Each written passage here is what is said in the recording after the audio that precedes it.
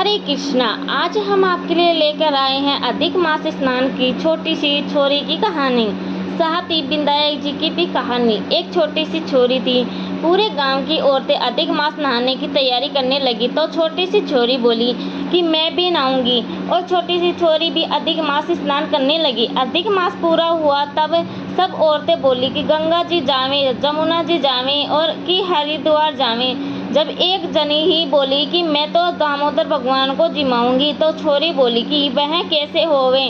तब वह बोली मोर मुकुट गल वेजती, हाथ पीताम्बर ऐसे हैं दामोदर भगवान। छोटी सी छोरी बोली ऐसे हैं दामोदर भगवान और घर चली गई। भगवान की रसोई बनाई और मंदिर में आई। आओ मेरे भगवान जिमो, आओ मेरे भगवान जिमो। मंदिर में भगवान मिले नहीं। मंदिर से शहर गई, शहर से जंगल, जंगल से पहाड़ों पर चढ़ गई। सुबह से शाम हो गई भगवान को पुकारते हुए, भगवान आए नहीं। लेकिन अब भगवान ने सोचा कि इसको तो दर्शन देने ही पड़ेंगे। भगवान ब्राह्मण का रूप देख रख कर आए और बोले बेटा मैं ही हूँ तेरा भगवान, मुझे जिमा दे। तो वह बोली कि तुम तो मेरे भगवान नहीं हो, मेरे भगवान ऐसे नहीं है। भगवान ने पूछा तो फिर कैसे हैं तुम्हारे भगवान। तो वह बोली मेरे भगवान तो मोर मुकुट गल वेजंती, हाथ पीताम्बर ऐसे हैं मेरे भगवान। तो भगवान ने कहा क्या ऐसे हैं तेरे भगवान। तो वह बोली हाँ। तब भगवान ने अपना चतुर्भुजी रूप दिखाया। तब छोटी सी छोरी बहुत खुश हो गई, बोली हाँ हाँ तुम ही हो मेरे भगवान, हाँ हाँ तुम ही हो मेरे भगवान। और आगे आगे बावली किसी भागी गजाए, पीछे पीछे भगवान भागी भागी सगी सहेलियों के घर गई और बोली मेरे घर भगवान आए, मेरे घर भगवान आए। सब हंसने लगी कि देखो इसके घर भगवान आए। तब एक दो जनी बोली कि चलो देखो तो सही कैसे हैं इसके भगवान। जिनके भाग्य में भगवान के दर्शन थे उन्होंने आकर भगवान के दर्शन किए। हे दामोदर भगवान, जैसे इस छोरी को दर्शन दिए वैसे सबको देना। कहता न सुनता न हुकारा बरताने, सारे परिवार को देना। विनायक जी की कहानी। 7 भाइयों की एक बहन थी, वह सब साथ सुनती, परंतु गणेश जी का नाम आते ही घाघरी झटका कर चली जाती। अतः गणेश जी को बहुत गुस्सा आया। गणेश जी की बहन को डराने लगे। बहन तो डर के मारे सूखने लगी। भाइयों ने उसके दुख का पता करने की कोशिश की परंतु पता नहीं लगा सके। 7वें भाई चतुर था। आधी रात को वेश बदल कर बैठ गया और गणेश जी को पकड़ लिया और पूछा कि तुम कौन हो और मेरी बहन को क्यों डराते हो। तो वो बोली कि गणेश जी हूँ, तेरी बहन सब बातें सुनती है परंतु मेरे नाम से भागती है, इसीलिए उसे डराता हूँ। भाई ने कहा कि इसका उपाय बताओ। तो गणेश जी ने बोले कि कोई भी कहानी कहे तो गणेश जी की कहानी कहे बिना नहीं उठे। बहन ने उस दिन से नियम बना लिया कि गणेश जी की कहानी सुने बिना खाना नहीं खाएगी। अब गणेश जी बहुत प्रसन्न हुए, उसे अच्छा घर बार दिया और गणेश जी की महाराज जैसा उसे दिया वैसे ही सबको देना। अमर सुहाग देना, अमर पियर वासा देना। जय श्री राधे, जय श्री कृष्णा। हरे कृष्णा। 7वीं कहानी। आज हम आपके लिए लेकर आए हैं अधिक मास स्नान की एक और बहुत सुंदर सी कहानी। एक गांव में 2 गरीब माँ बेटे रहते थे। माँ बेटे से हमेशा कहती रहती थी कि बेटा कुछ तो नियम ले ले, और भी नहीं तो अभी अधिक मास चल रहा है तो सभी औरतें मंदिर आती हैं तो तू भी सुबह जल्दी उठकर मंदिर के सामने जाकर औरतों के तिलक देख लिया कर और तिलक देखकर ही खाना खाया कर लिया कर। हमें जीवन भगवान के प्रति कोई नियम तो लेना ही चाहिए। तो यदि तू केवल तिलक देखने का नियम भी लगा ले तो भी उसका फल भगवान जी तुझे जरूर देंगे। अब बेटा रोज सुबह जल्दी उठकर मंदिर आता और औरतों के तिलक को देखकर ही खाना खाता था। अब यह उसका नियम बन गया था और उसे यह अच्छा लगने लगा था। लेकिन अब अधिक मास पूरा हो गया तो अगले दिन उसे कोई भी औरत जल्दी नहीं दिखी तो वह ढूंढता हुआ जंगल की तरफ चला गया।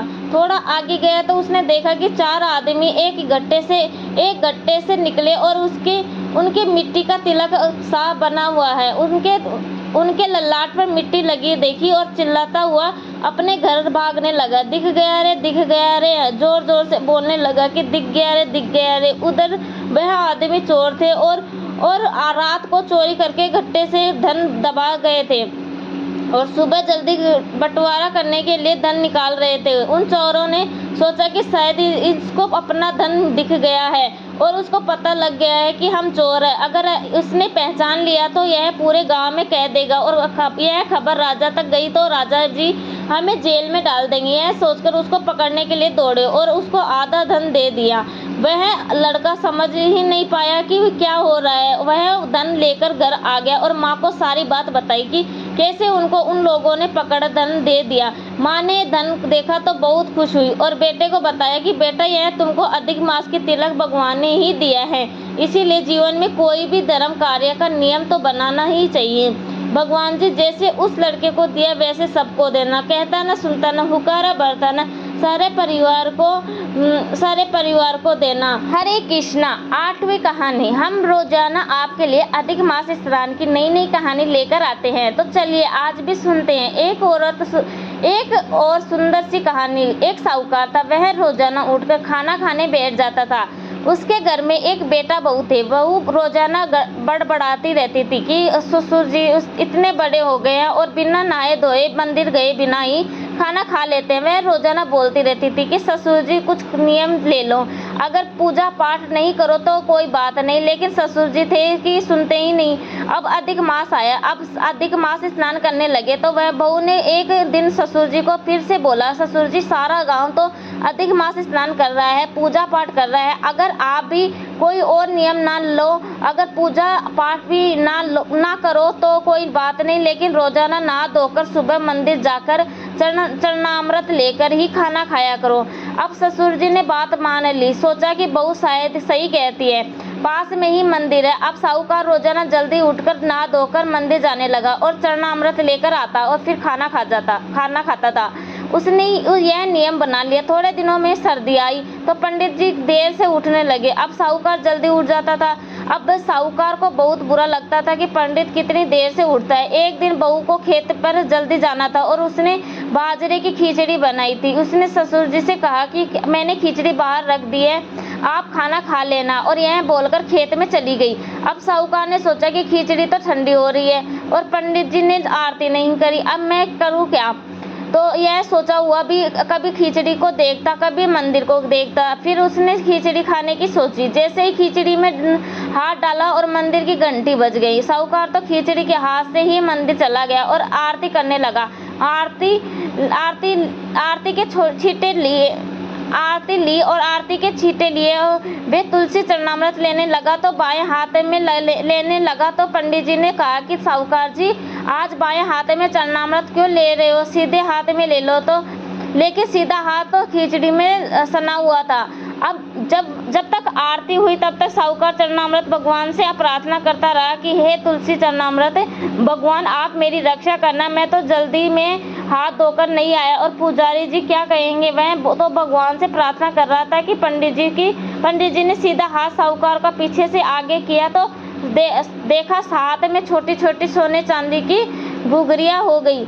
साहूकार यह देखकर बहुत खुश हुआ और आधी मंदिर में चढ़ाई और आधी घर ले आया। तो बेटे बहू बहुत खुश हुए।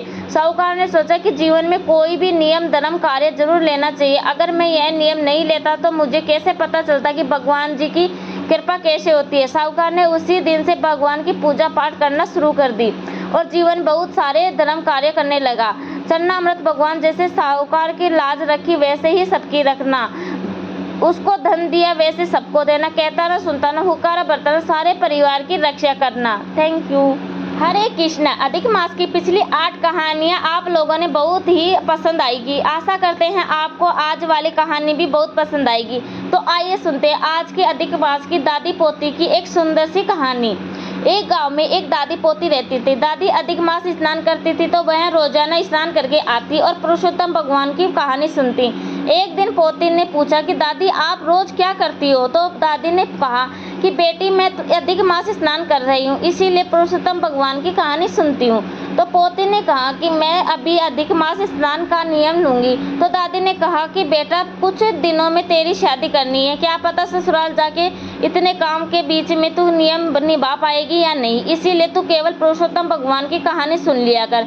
पोती ने कहा ठीक है। अब रोजाना दादी पोती दोनों बैठकर कहानी सुन लेती। दादी एक लोटा पानी का भरकर उसमें फूल रखती और कहानी कहती और पोती हुकारा भर लेती। कहानी के बाद लोटे के जल से सूर्य भगवान के अर्घ्य लगा देती थी। कुछ समय बाद पोती की शादी हुई तो पोती विदा होने लगी। तब दादी ने कहा कि बेटा, तुम्हें देने के लिए कुछ नहीं है तो नहीं, एक लोटे पानी में 2-4 फूल डालकर ले जाओ। रोजाना पुरुषोत्तम भगवान की कहानी सुन लेना और यह नियम मत तोड़ना।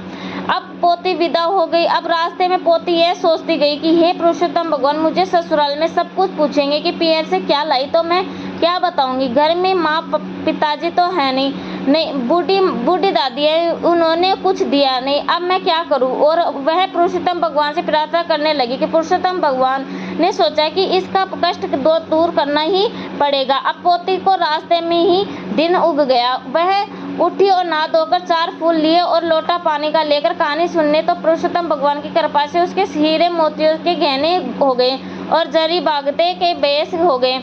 वह रंझून करती ससुर जी के पांव छूने गई तो ससुर जी ने बहू को देखा तो बहुत खुश हुई।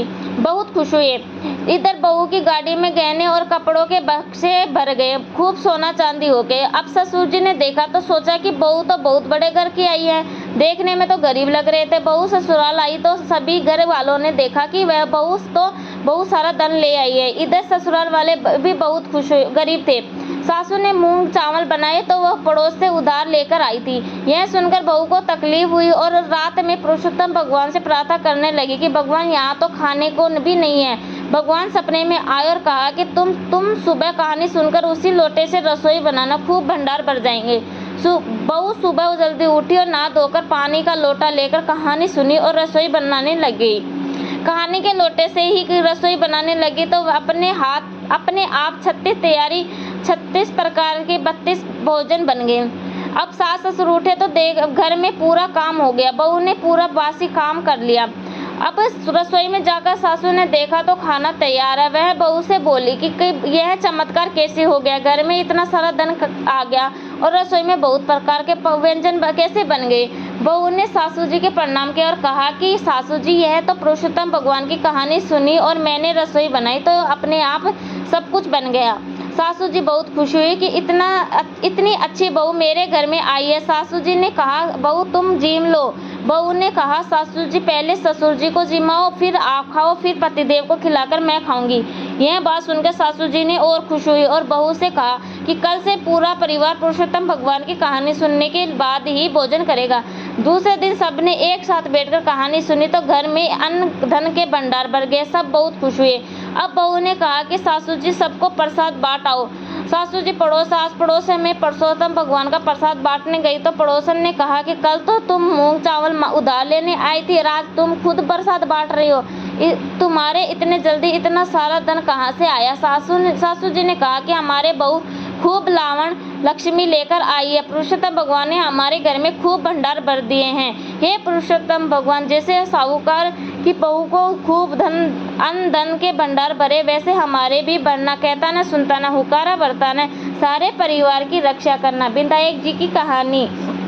विधायक जी सोना लावे धन का बाण मारा। विधायक जी सुधा और भरे धन का कूड़ा मारा। विधायक जी बोला और भरे धन का झोला 12। विधायक जी छाया लावे धन का गाड़ा। विधायक जी बाबा भरिया आई तो जो रीता जाई जो। विधायक बाबा रंगो चंगो फिरे बाड़ी में भरे सुरंगो। राज ध्यावे राज ने मेवा का सुहाग ने पोता भूखी राबड़ी दोता भूखी। खीर मिठावी मीठी लागे बराबड़ी खारी लागे। खीर घर साकड़ो दीजो धन मोखलो दीजो। सबका संकट हरजो सबका दुख मिटेजो। कारज सिद्ध करज सब विपत्तियां से बचाओ। सुख संपत्ति दीजो लक्ष्मी जी को वास दीजो। सबकी लाज राखजो सब धन अनंत भंडार भरजो। हर मनोकामना पूरी करजो। कहता न सुनता न, हुकारा भरता न, सारा परिवार की रक्षा करना। करज सोना की चौकी चांदी का थाल जी में बैठा हमारा विधायक महाराज जी। जय श्री कृष्ण। राधे राधे। Thank you. धन्यवाद। वीडियो पसंद आया तो लाइक सब्सक्राइब जरूर कर देना।